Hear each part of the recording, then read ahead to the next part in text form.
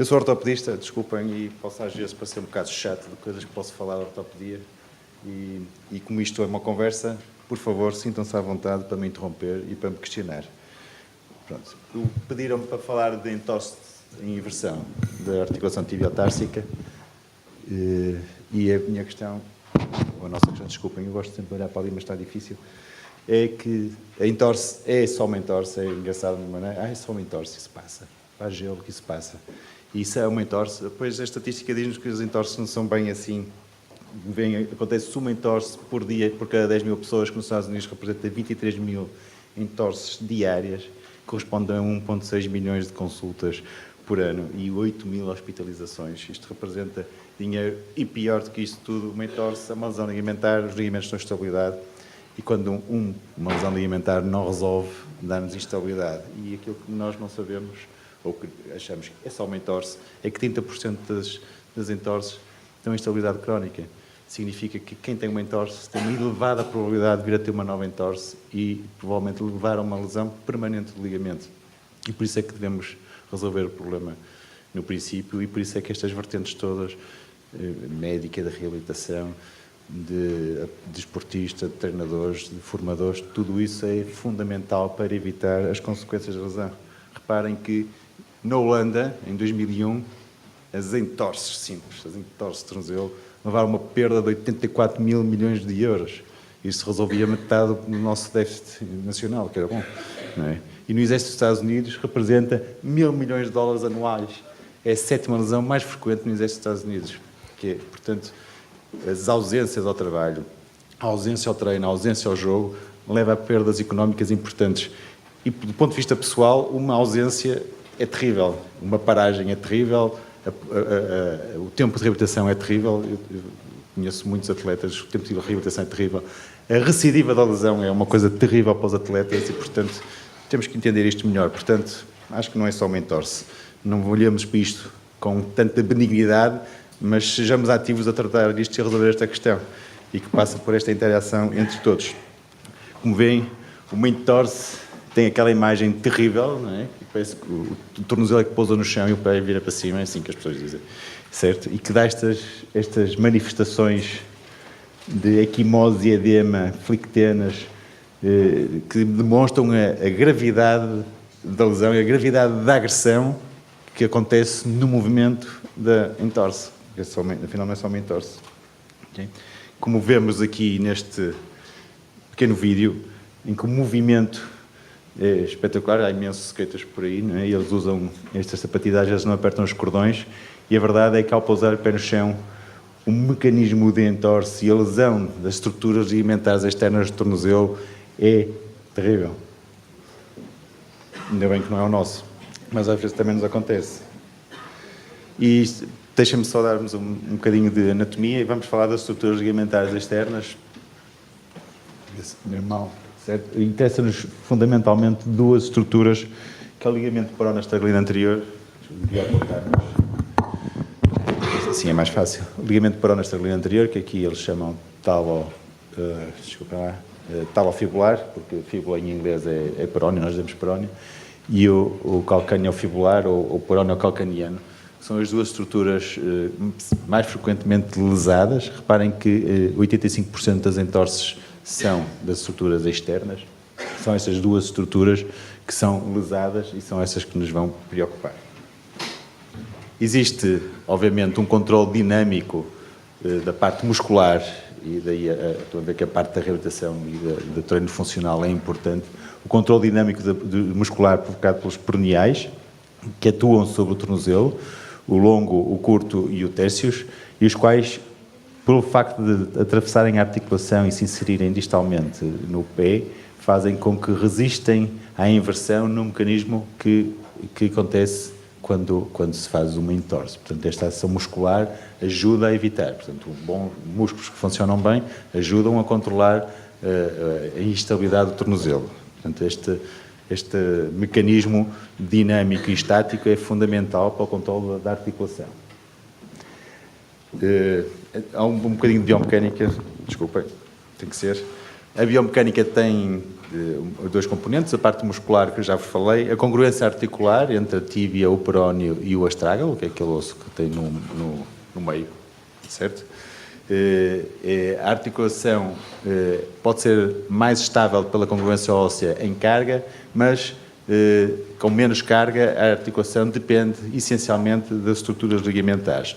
E aqueles dois ligamentos que vos falei, o ligamento peronoestrelino anterior e o peróneo calcaneano, são os tais dois que são fundamentais e que, em extensão do pé, o dorsiflexão, o peróneo calcaneano está tenso e o peronoestrelino anterior está laxo, e em flexão plantar, o peronoestrelino anterior está tenso e o peróneo calcaneano está laxo. E isto ajuda-nos a perceber porque é que o ligamento peronoestrelino anterior é o mais frequentemente lesado, porque é no mecanismo da entorse, em que há a inversão do pé, há uma rotação interna e uma flexão plantar. Ora, em flexão plantar é quando o peronoestrelino anterior está tenso e ele tem, em termos biomecânicos, é aquele que tem menos resistência à força aplicada e, portanto, é aquele que cede primeiro.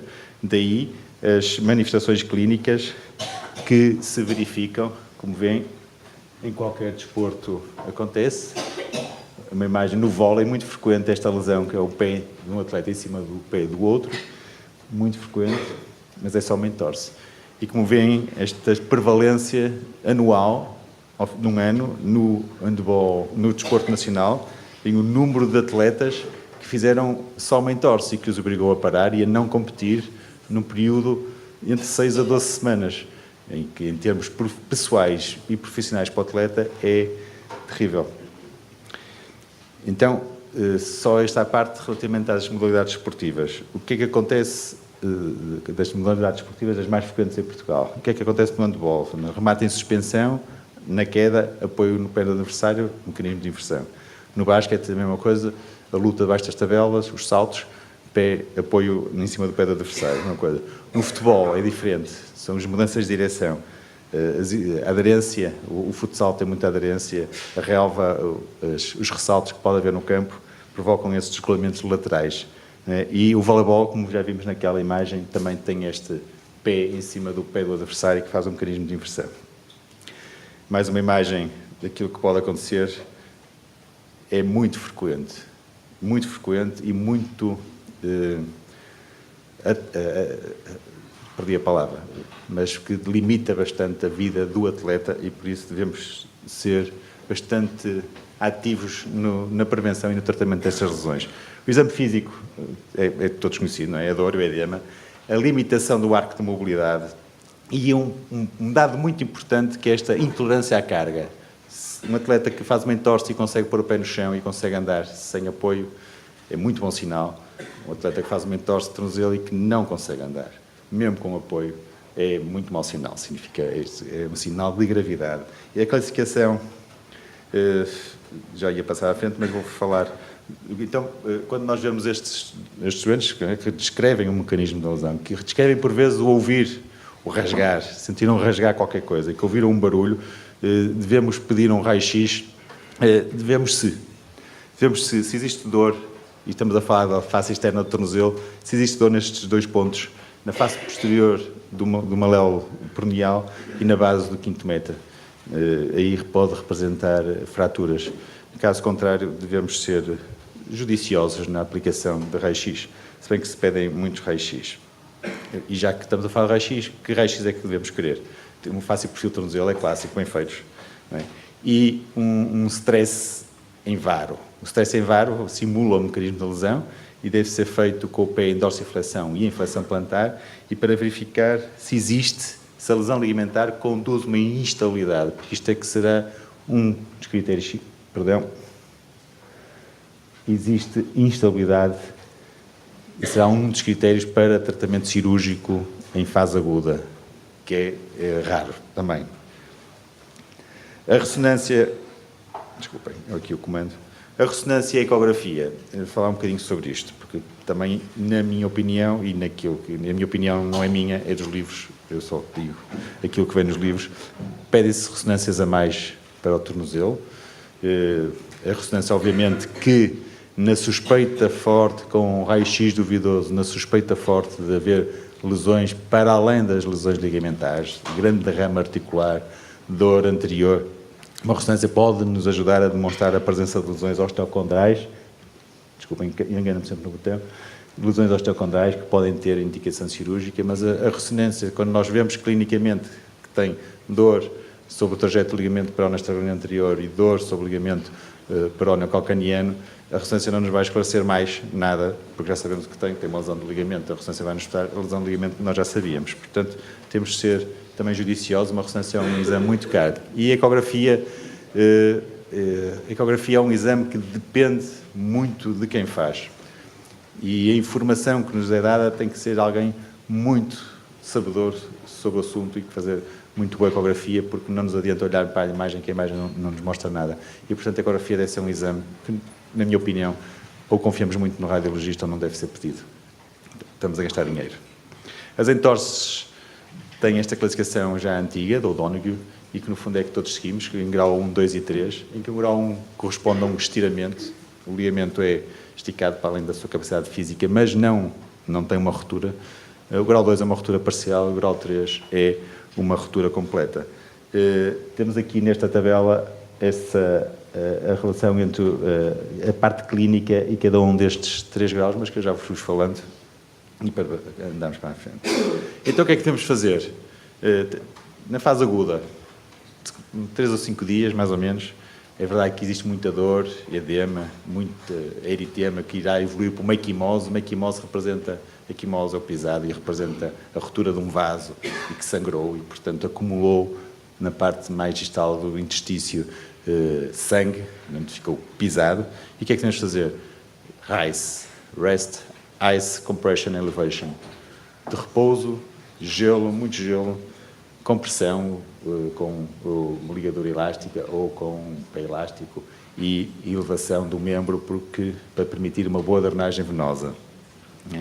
Carga com apoio externo, de acordo com as necessidades do doente, também é importante, principalmente aqueles que têm grande dificuldade em pôr o pé no chão.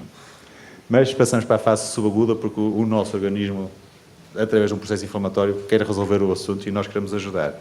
E, portanto, esta fase de subaguda começa a partir do 3º dia e pode se estender até às 6 semanas, em que teremos uma melhoria clínica evidente, está-se a formar um tecido de cicatriz, portanto devemos começar a mobilizar flexão, extensão plantar, rotação interna e rotação externa do pé e devemos começar a fazer exercícios com pouca carga de propriocepção para ajudar à reabilitação destes ligamentos.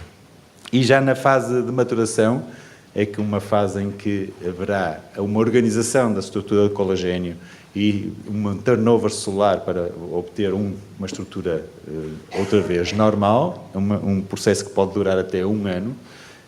Entendem então porque é que a razão para ter uma entorse, que já se teve uma antes, porque ainda está num processo de alteração e de evolução do ligamento, e devemos aumentar a carga e devemos aumentar os exercícios de propriocepção, o reforço muscular. Isso é importante e não me compete a mim falar. E, portanto, ao bocado falei-vos em cirurgia. E quando é que devemos então fazer a cirurgia? Em fase aguda. Muito raramente. Mas quando temos este sinal de gaveta anterior... Isto é um vídeo, devia funcionar, desculpem. Ou este tilt do astrágalo no raio-x de stress superior a 10 graus, ou quando temos lesões osteocondrais evidentes numa ressonância que, por suspeita clínica e por gravidade da manifestação clínica, pedimos. Tá? Estas são aquelas alturas em que devemos realmente operar em fase aguda. Caso contrário, muito provavelmente recupera bem sem mexermos. Isto é um aspecto cirúrgico, as estruturas ligamentares rotas, e que será feita a reinserção do ligamento com uma âncora. É uma coisa cirúrgica.